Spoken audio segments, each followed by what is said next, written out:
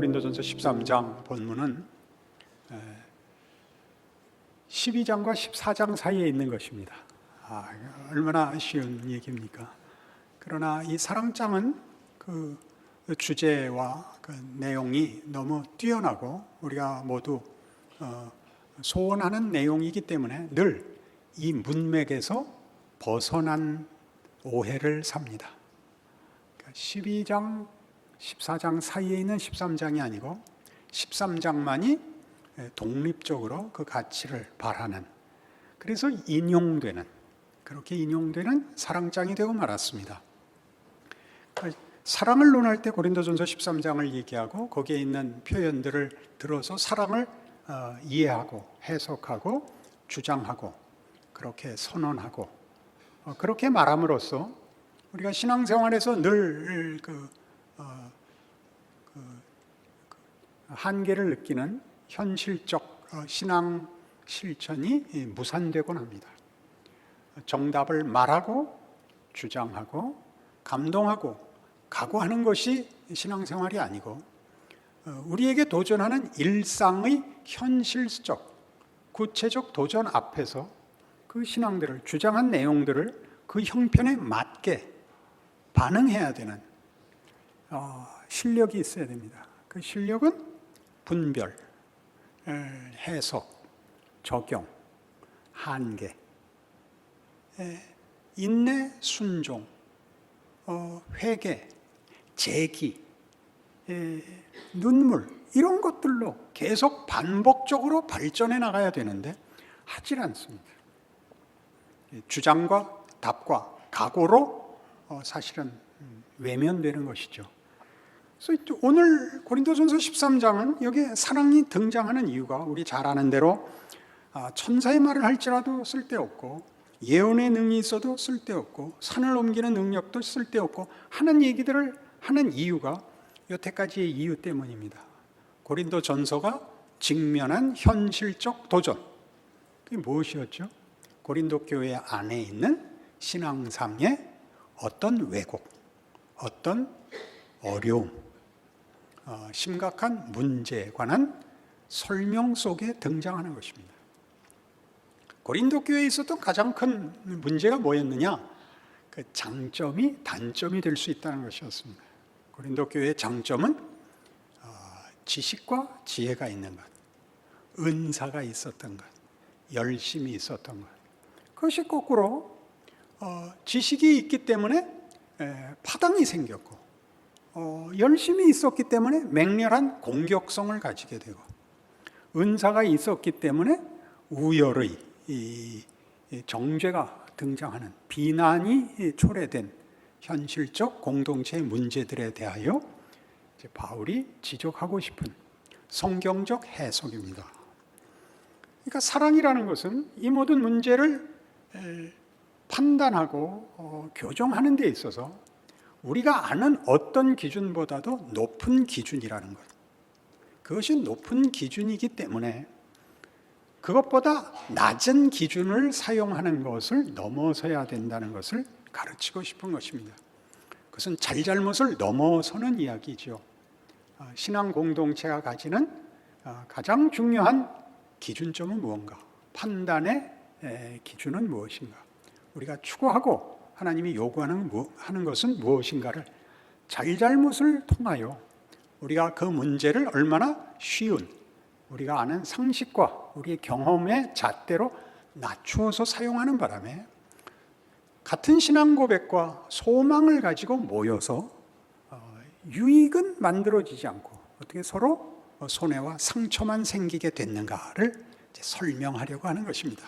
그래서 우리는 잠깐 1장에서 12장까지를 살짝 훑어볼 필요가 있습니다. 이 계속되는 연속적인 바울의 지적, 신앙의 가장 중요한 기준과 잣대가 뭐냐 하는 문제입니다. 1장으로 가보시죠. 고린도전서 1장 10절. 형제들아, 내가 우리 주 예수 그리스도의 이름으로 너희를 권하노니 모두가 같은 말을 하고 너희 가운데 분쟁이 없이 같은 마음과 같은 뜻으로 온전히 아파라. 내 형제들아, 글로에의 지편으로 너희에 대한 말이 내게 들리니 곧 너희 가운데 분쟁이 있다는 것이라. 내가 이것을 말하거니와 너희가 각각 이르되 나는 바울에게, 나는 아볼로에게, 나는 게바에게, 나는 그리스도에게 속한 자라 한다는 것이니 그리스도께서 어찌 나뉘었느냐? 바울이 너희를 위하여 십자가에 못 박혔으며 바울의 이름으로 너희가 세례를 받았느냐? 나는 그리스도와 가이오 외에는 너희 중 아무에게도 내가 세례를 베풀지 아니한 것을 감사하노니 이는 아무도 나의 이름으로 세례를 받았다 말하지 못하게 하려 함이라. 이 무슨 문제 때문에 편지를 쓰게 됐다고요? 고린도 교회 안에 분당이, 파당이 생겼다는 거죠. 파당이 생겼을 때 그들이 무슨 이유로 파당을 만들었겠습니까? 우리가 더 낫다, 우리가 정답이다, 너희는 틀렸다가 됐죠. 근데 그렇게 하기 위해서 누구를 끌어들였다고요? 예수 외의 사람을 끌어들이게 됐다는 거죠. 우리 보통 하는 얘기로는 우리가 제일 쉽게 끌어들이는 건 도덕일 수 있습니다. 그다음에 유익, 효율성, 능력을 끌어들일 수 있습니다. 그런 것들은 교회가 성립하고 존재하고 책임져야 하는 가장 중요한 기준보다 낮은 것들입니다. 그것이 이 높은 기준을 무산시키지 말라는 것입니다. 도덕이나 양심이나 다 필요하지만 예수로 인하여, 십자가로 인하여 성립된 것을 그 기준보다 낮은 것으로 이 가장 중요한 기준에 의하여 성립된 것을 흔들지 말라 이겁니다. 잘했다 잘못했다와는 다른 문제입니다. 어떻게 현실적인 도전을 성경적으로 이해하여 판단을 해야 되는가의 기준이 자꾸 내려가는 것을 원래 기준으로 복구하자는 얘기입니다. 2장에 가보시죠. 2장 1절. 형제들아, 내가 너희에게 나아가 하나님의 증거를 전할 때 말과 지혜 아름다운 것으로 아니하였나니 내가 너희 중에서 예수 그리스도와 그가 십자가에 못 박히신 것 외에는 아무것도 알지 아니하기로 작정하였습니다. 내가 너희 가운데 거할 때 약하고 두려워하고 심히 떨어노라. 내 말과 내 전도함이 설득력 있는 지혜 말로 하지 아니하고 다만 성령의 나타나심과 능력을 하여 너희 믿음이 사람의 지혜에 있지 아니하고 다만 하나님의 능력에 있게 하려 하였노라. 나는 내가 너희를 설득했다고 생각지 않는다. 나는 배달부다. 나는 화물차 운전수다. 내가 너희에게 전해준 것, 너희에게 실어 나른 것은 하나님이 보낸 거다. 내가 만들지 않았다. 그 얘기를 자꾸 하죠. 우리가 교회 내에서, 교회 공동체나 사회 속에서 우리의 책임을 실천할 때 가장 중요하게 생각해야 되는 것, 이것은 다 하나님의 능력에 속하는 창조와 부활의 권능으로만 가능한 일이라는 걸 알아야 됩니다. 내가 내 책임과 내 자리를 지키는 것은 나에게 명예고 신앙적인 책임이지만 그렇게 하면 결과가 일어나는 것은 없습니다. 부모가 훌륭하면 자식이 훌륭한 법은 없습니다. 근자에 이르러 많이 나오는 주제 중에 하나가 아버지와의 화해라는 주제가 많이 나와서 우리도 제가 추천한 은혜 한마디 더 있었는데 무슨 은혜? 은혜? 안 읽었다는 뜻이잖아요. 2월인가 3월인가 추천했는데 그 책의 저자가 여러 경우 은혜가 필요했고 은혜가 임한 사례들을 쭉 인터뷰한 내용으로 되어 있는데 여러 경우의 사람들이 등장합니다. 끝에 가서는 결국 저자가 자기 얘기를 위해서 썼다는 걸 밝히죠.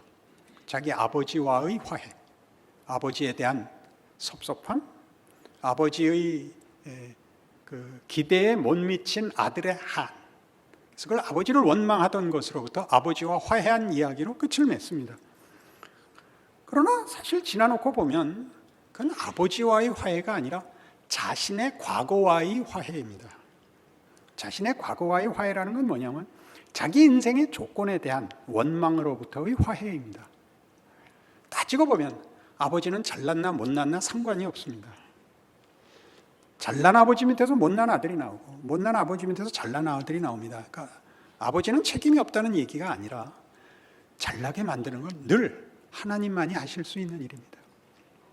못난 조건 속에서 위대한 일을 만드시고 인간이 가진 최선의 조건으로도 잘난 사람을 만들 수 없다를 대를 이어 확인하는 게 인류 역사일 것입니다. 그리고 우리가 아무런 조건 없는 곳에서 얼마나 위대한 운명을 갖게 됐는가를 알게 되는 것이 기독교 신앙의 가장 큰 감동 아니겠습니까? 바울은 이렇게 얘기합니다. 우리가 가진 실력대로 보상을 받는 것도 아니고 우리가 어떤 위대한 일을 할 수 있는 것도 아니다. 그건 하나님만이 하시는 거다. 어디에서는? 기독교 신앙에서는 세상이 말하는 것 같은 정치적, 경제적, 사회적 권력을 가져야 되는 게 아니고 예수를 보내요. 우리 대신 십자가에 못 박으시고 사망을 반전시킨 창조와 부활이라는 능력으로 밖에는 만들어질 수 없는 거다. 이렇게 얘기하는 것들입니다. 그것보다 낮은 기준을 동원하여 이것을 가리지 마라. 계속 이 얘기를 하는 거예요. 너희 뭘 잘못했다를 꾸짖는데 목적이 있지 않습니다. 그들을 돌이킬 수가 없습니다. 바울은 권력을 가지고 들어가지 않았기 때문입니다. 3장에는 이렇게 되어 있습니다. 3장 3절. 너희는 아직도 육신에 속한 자로다. 너희 가운데 시기와 분쟁이 있으니 어찌 육신에 속하여 사람을 따라 행함이 아니리요. 어떤 이는 말하되 나는 바울에게라 하고 다른 이는 나는 아볼로에게라 하니 너희가 육의 사람이 아니리요. 그런즉 아볼로는 무엇이며 바울은 무엇이냐. 그들은 주께서 각각 주신 대로 너희로 하여금 믿게 한 사역자들이니라. 나는 심었고 아볼로는 물을 주었으되 오직 하나님께서 자라나게 하셨나니 그런즉 심는 이나 물 주는 이는 아무것도 아니로되 오직 자라게 하시는 이는 하나님뿐이니라. 이런 강조들이 왜 자꾸 나오나를 보세요.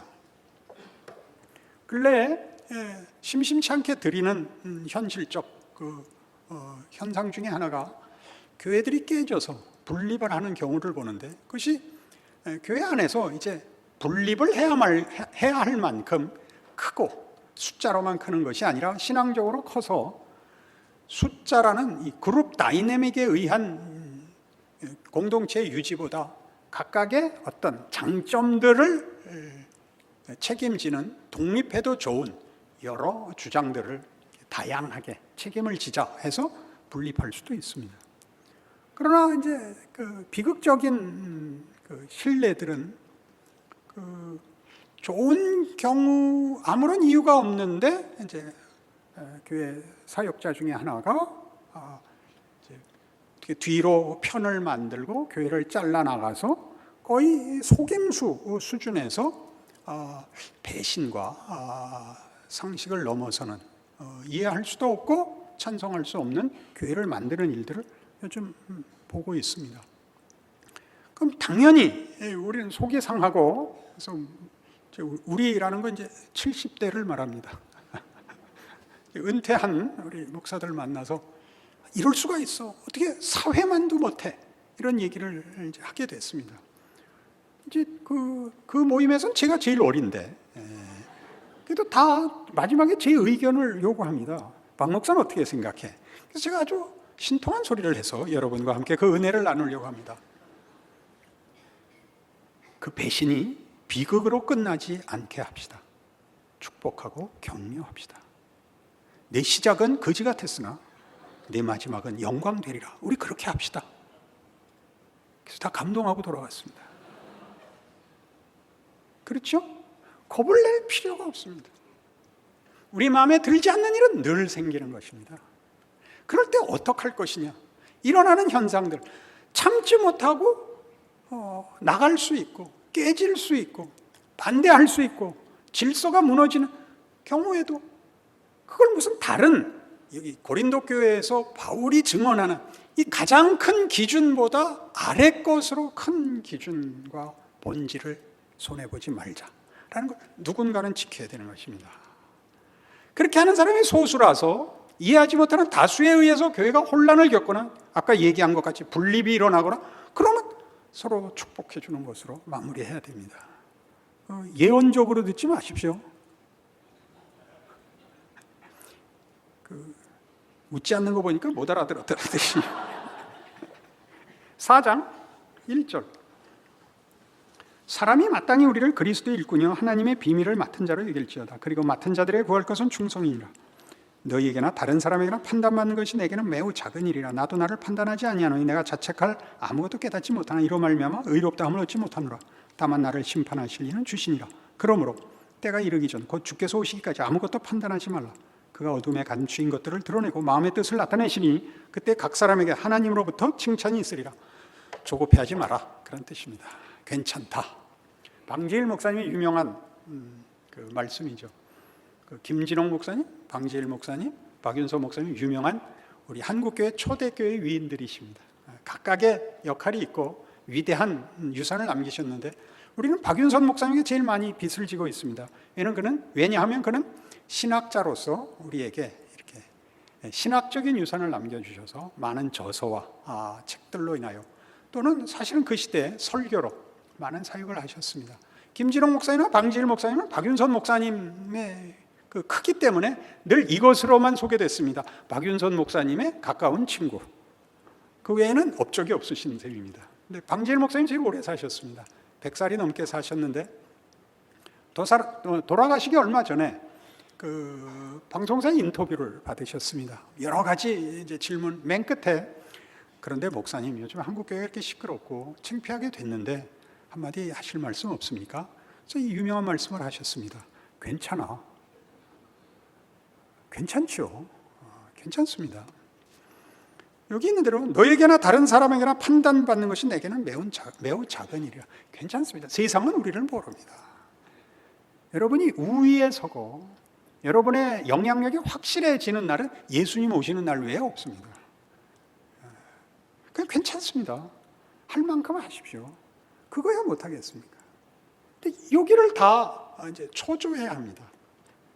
여러분들의 신분, 지위, 소원이 확실하게 마음에 들게 발휘할 조건이 되어 있지 않는 것. 외부적으로만 아니라 여러분 자신에게서 그렇게 되어 있지 않는 것이 여러분 안타깝습니다. 안타까워해야 되지만 그건 조급할 문제도 아니고 그 문제를 여러분이 그렇게 비극적으로 절망적으로 느끼실 필요 없습니다. 주께서 오시기까지 모든 것이 감추어져 있습니다. 우리의 역할, 우리의 한계가 뭘 만들어냈는지 예수님 다시 오시는 날 보고 놀랄 것입니다. 생각보다 여러분들은 위대한 인생을 살고 역할을 맡고 있고 하고 있습니다. 6장에 가면 이 얘기가 나옵니다. 6장 1절 너희 중에 누가 다른 이와 더불어 다툼이 있는데 구태여 불의한 자들 앞에서 고발하고 성도 앞에서 하지 아니하느냐? 성도가 세상을 판단할 것을 너희가 알지 못하느냐? 세상도 너희에게 판단을 받겠거든 지극히 작은 일 판단하기를 감당하지 못하겠느냐? 우리가 천사를 판단할 것을 너희가 알지 못하느냐? 그러하거든 하물며 세상 일이랴. 이 굉장히 놀라운 일이죠. 다른 거 아닙니다. 송사를 하면 잘못됐다는 것이 아니라 법으로 가는 것보다 교회는 더 위에 있는 판단 기준과 본질적 기준을 가져야 된다. 그런 얘기죠. 오늘 우리 13장을 얘기로 하지만 사랑입니다. 사랑은 법정에서 정답을 찾을 수가 없습니다.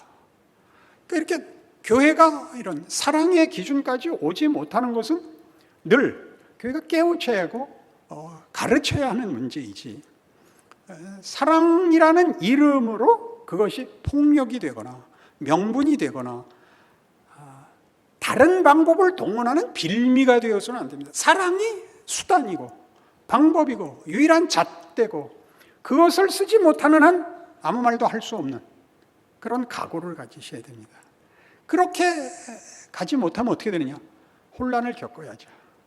그럼 죄냐? 아니요. 신앙이 어린 거죠. 감수해야죠. 배신이 비극이 되지 말게 해라. 얼마나 멋진 말입니까? 미숙한 것이 운명이 되게 하지 말자. 그 또한 얼마나 멋있는 말입니까? 그렇죠? 자식을 기를 때 그러지 않습니까? 자식이 공부 열심히 해서 한 달에 한 살씩 먹을 거라고 기대하는 부모는 없을 것입니다. 그것은 그만큼의 시간이 필요한 것입니다. 그러니 무슨 문제가 생기면 그런 보다 쉬운 원칙과 기준을 도입함으로써 문제를 쉽게 해결한 것처럼 보이지만 실제로는 교회의 정체성을 오히려 막은 꼴이 되는 것에 대하여 사도 바울이 고린도 교회를 지금 교정하고 있습니다. 어디까지 가야 되는지를. 그래서 사랑이 등장하고 있습니다. 8장 9절 그런즉 너희의 자유가 믿음이 약한 자들에게 걸려 넘어지게 하는 것이 되지 않도록 조심하라. 여러분 자유가 굉장히 남에게 걸림돌이 된다는 게 무슨 뜻이냐 하면 여러분은 알고 상대방은 모르는 문제에 있어서 여러분들이 상대방의 무식을 다 지적하는 것이 여러분의 권리가 아닙니다. 상대방이 감당할 만큼만 해야 됩니다. 부모가 자식 모아놓고 가족 회의를 할 때는 일주일에 2번 먹는 고기 먹는 날을 언제로 정할까? 그런 의논할 때 자식들하고 의논하는 거고, 보다 심각한 문제에 있어서는 자식들하고 의논하지 않습니다. 권하고 강요하고 꾸짖습니다.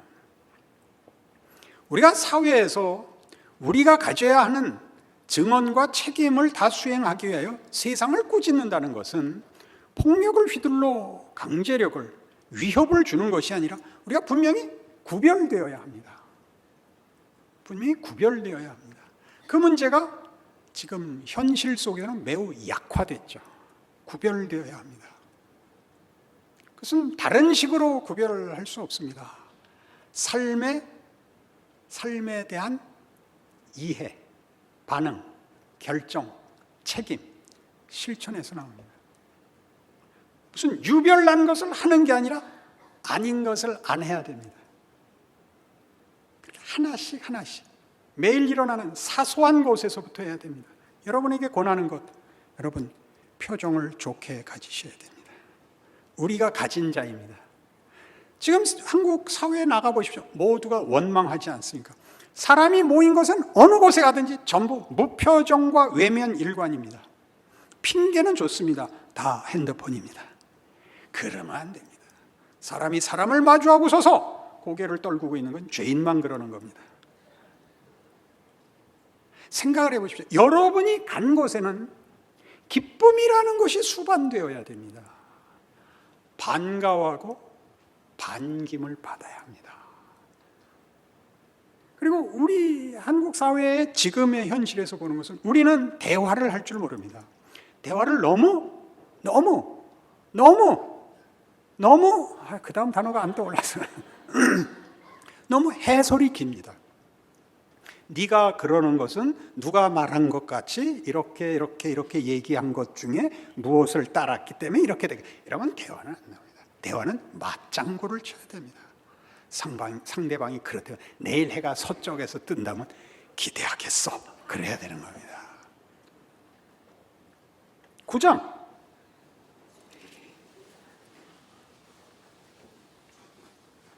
25절. 이기기를 다투는 자마다 모든 일에 절제하나니 그들은 썩을 승리자의 관을 얻고자 하되 우리는 썩지 아니할 것을 얻고자 하노라. 그러므로 나는 다름질하기를 향방 없는 것 같이 아니하고 싸우기를 허공을 치는 것 같이 아니하여 내가 내 몸을 쳐 복종하게 하면 내가 남에게 전파한 후에 자신이 도리어 버림을 당할까 두려워함이로다. 이게 무슨 소리죠? 사랑이 하는 소리입니다. 사랑을 하면 그만이 아니고 사랑을 하는 사람은 상대방이 자신을 사랑하기를 바랍니다. 올인하죠. 자기 삶의 목적에 그 사랑을 표현해야 하는 이웃에게 모든 것을 겁니다. 나는 나 할 거 했어 하고 돌아서는 건 사랑이 아닙니다. 상대방의 마음을 사고 상대방에게 애교를 떨어야 됩니다. 예수님식으로 얘기하자면 십자가를 지십니다. 우린 이 멋없는 시대를 사는 것 같습니다. 지식과 정보만 넘쳐나고 비정해진 사회를 살고 있어서 인격이 마땅히 가지는 감정, 정서, 눈물, 웃음 같은 것들은 제거된 그런 비정한 기계 같이 사는 것 같습니다. 원칙과 관념이 아니라 한 인격으로서 받아들여지는 사랑을 하시고 그 사랑을 받으십시오. 받아내기 위하여 애를 쓰십시오. 여러분이 아무리 사랑을 다해도 그걸 받아내지 못하면 그 사랑은 완성되지 않은 것입니다. 여기에 십자가의 비밀이 있습니다. 하나님은 강요하시지 않습니다. 기가 막힌 부분입니다. 강요하시지 않습니다. 우리가 항복할 때까지 그 대신 우리가 죽게 놔두지 않습니다. 언제 돼야 눈을 감을 수가 있다고요? 항복을 해야 하나님이 데려가십니다. 복일까요?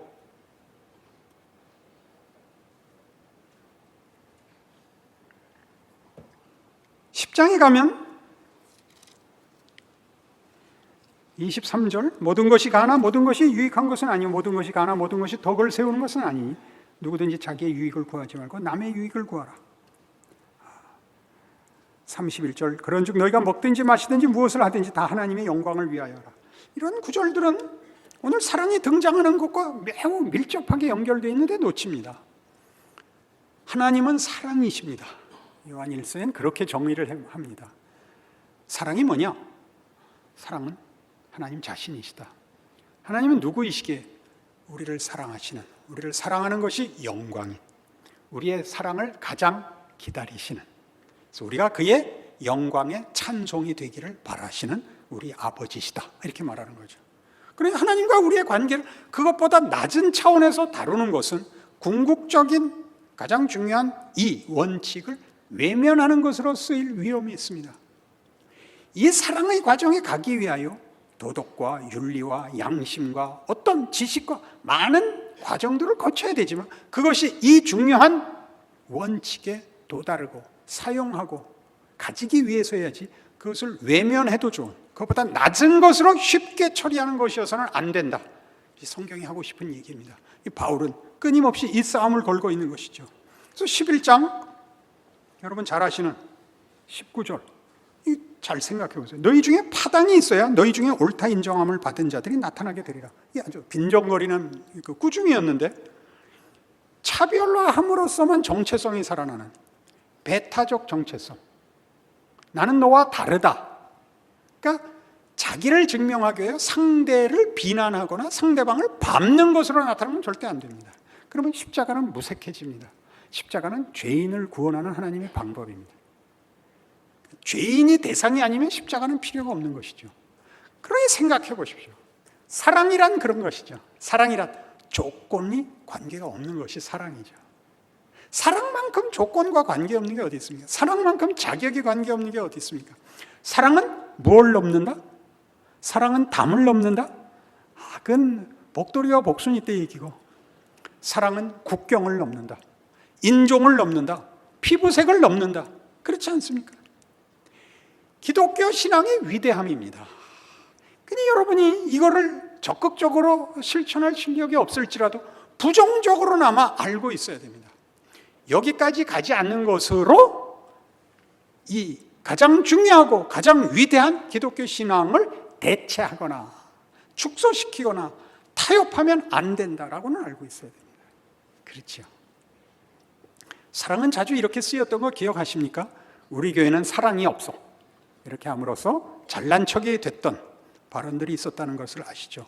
누가 가슴에 아픔을 호소하면 너 요새 기도 안 하는구나, 이렇게 대답했던 무시무시한 악당들, 본인들은 잘하려고 했던, 그렇죠? 상처 많이 받았었습니다. 그래도 믿고 속을 털어놨는데 이렇게 배신을 때릴 줄 몰랐습니다. 배신이 비극이 되지 않기를 바랍니다. 이런 건 얼마나 위대한 기독교의 명예들입니까? 그걸 여러분들 모두가 회복하셔야 됩니다. 12장 7절, 각 사람의 성령을 나타내시면 유익하게 하려 하시니라. 자, 이 얼마나 무서워요. 한국교회가 시험 겪어봤잖아요. 방언을 하는 바람에 못하는 사람들을 열등하게 비난했었죠. 유익하게 하려는 것이었는데, 유익하게 하려는 것이었는데, 그래서 13장에 오는 것입니다. 사랑이 주인이 되고 사랑이 행동하는 것이어야 된다. 사랑은 없고 방법과 수단과 자기 증명만 되는 것은 생명이 없는, 진리가 아닌, 기독교가 아닌 것이다. 이렇게 온 것이 고린도전서 13장인 것입니다. 이 사랑이 얼마나 놀라운 것인가, 찬양하고 노래하고 즐기고가 아니고 어디에다 써먹으라고요? 여러분의 현실에 써먹으시라고요. 여러분이 원망하는 여러분의 일상에 써먹으시라고요. 우리만이 사랑할 수 있는 것입니다. 사람을 외모로 보지 않으며 이해관계로 보지 않으며 그가 나한테 해를 끼친 것을 보복하지 않으며 질서를 지키되 원망하거나 저주하지 않으며 사는 것입니다. 우리가 세상적인 권력보다 더 큰 권세를 가졌으나 그 권력에 의하여 손해를 보는 것을 감수하는 것입니다. 늠름하게 말이죠. 거기에 신자의 존재적 책임, 예수를 믿는다는 고백의 실제적 책임이 있어야 합니다. 그리하면 보이는 위대함 없이 위대한 인생을 살고 매일매일 별거 아닌 삶이 기쁘고 감사하게 됩니다. 하나님이 나와 함께 하시며 이것이 십자가의 신비라는 걸 알게 되십니다. 그 인생 사시는 여러분들이시기 바랍니다. 하나님 아버지 은혜를 감사합니다. 우리가 믿는 신앙이 누구를 꾸짖는 신앙이 아니라 우리를 더 위대하게 하는 신앙이라는 것을 알게 하여 주옵소서. 하나님이 우리를 사랑하셨다는 사실과 우리가 죄인이었었다는 사실과 그런데 하나님의 자녀가 되었다는 사실을 기억하는 자세로, 믿음으로 우리의 인생을 살아 우리 이웃과 세상 앞에 과연 빛이고 소금이고 사랑받고 사랑하는 자로 사는 위대한 인생을 기쁘게 살아내게 하여 주옵소서. 예수님 이름으로 기도합니다. 아멘.